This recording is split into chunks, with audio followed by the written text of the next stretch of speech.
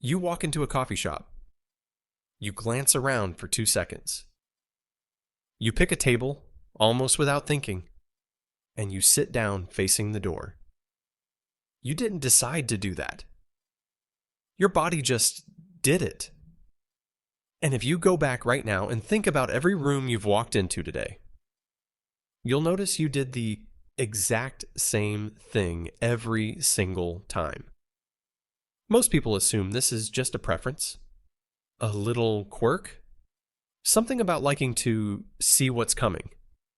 But the real answer is far stranger. That 2-second scan isn't a habit you learned.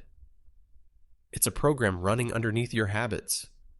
One that was written hundreds of thousands of years before coffee shops, before doors, before rooms existed at all. You are not choosing your seat.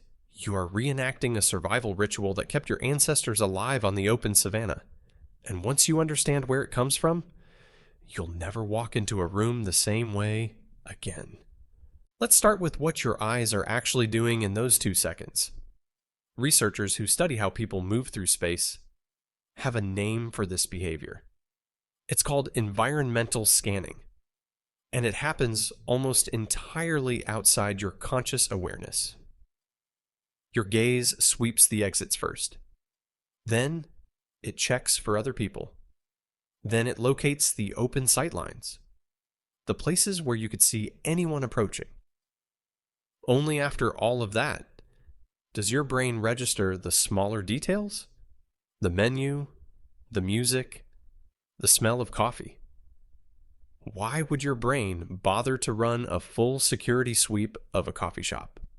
The geographer J. Appleton spent years trying to answer a version of that exact question. In 1975, he published a theory called prospect-refuge theory, and it changed how architects, landscape designers, and psychologists think about the spaces humans prefer. Appleton's idea was simple but radical. Humans are drawn to environments that offer two things at once: prospect, meaning a wide, unobstructed view outward, and refuge, meaning a protected space to retreat into. Not one or the other, both at the same time. Think about that coffee shop table again, the one against the wall facing the door. That's not comfort. That's prospect and refuge, engineered by instinct. Your back is protected. Your eyes have a clear line to the entrance. You can see anyone who enters before they see you. It's the same logic that made your ancestors choose a cave mouth over open ground, or a ledge overlooking a valley instead of the valley floor itself. And this preference wasn't random. It was survival math. For nearly all of human history, the greatest threat to your life wasn't a car accident or a bad diagnosis. It was another predator or another human catching you by surprise. The people who instinctively sought out high ground, clear sightlines, and protected backs lived long enough to pass that instinct down. The people who didn't simply didn't get the chance. Over hundreds of thousands of years, that filtering process didn't just shape behavior. It shaped architecture. It shaped city planning. It shaped the seat you picked 20 minutes ago without noticing. Here's where it gets stranger. This isn't just a theory about landscapes. It shows up in something as mundane as classroom seating charts. In the 1960s, a psychologist named Robert Sommer ran a series of studies on what he called personal space and territorial behavior in public settings. He watched how people arranged themselves in libraries, cafeterias, waiting rooms, and lounges, and he found a pattern that held up again and again. Given a choice, people gravitate towards seats that let them observe the room while limiting how exposed they are. Corners over open floor, walls over windows facing outward, seats near exits over seats in the center. Sommer called some layouts sociofugal, meaning they push people apart and discourage interaction, and others sociopedal, meaning they draw people together. But underneath both categories was the same silent calculation. How much can I see? How exposed am I? People almost never stated this reasoning out loud. Most didn't even realize they were doing it.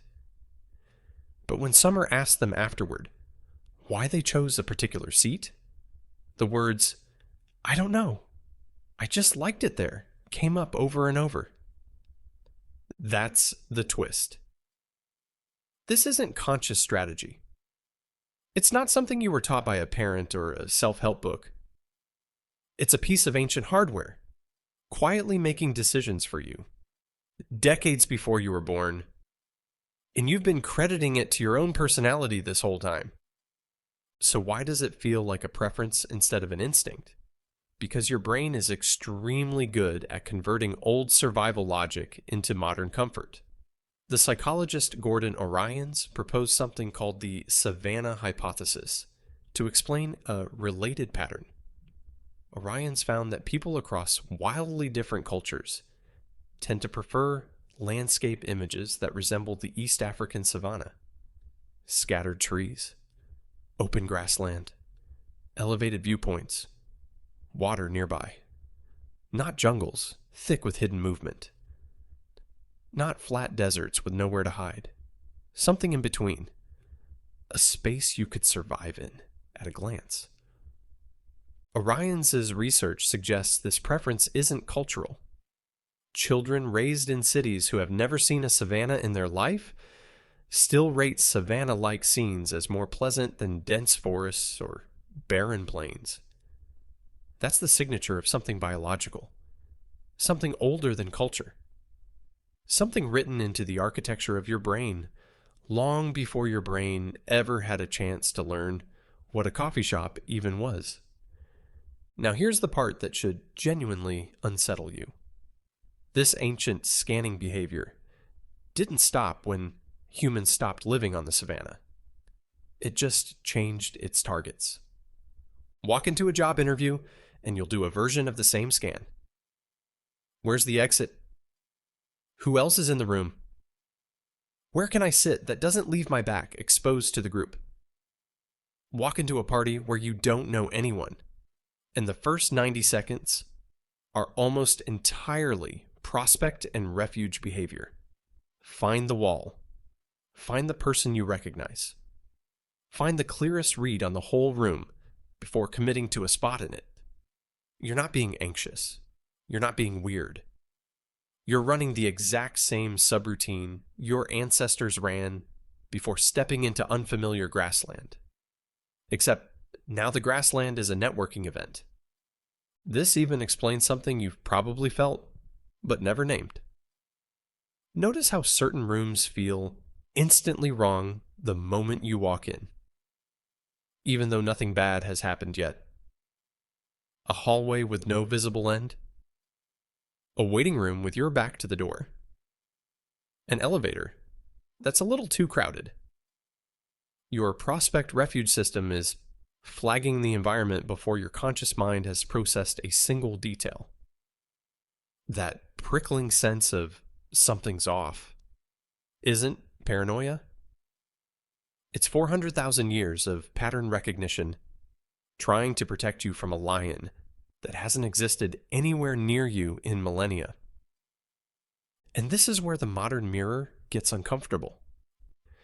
You live in what might be the safest physical environment humans have ever built. Locked doors, security cameras, police response times measured in minutes. And yet your body still performs a full threat assessment every time you enter a grocery store. That's not a flaw in the system.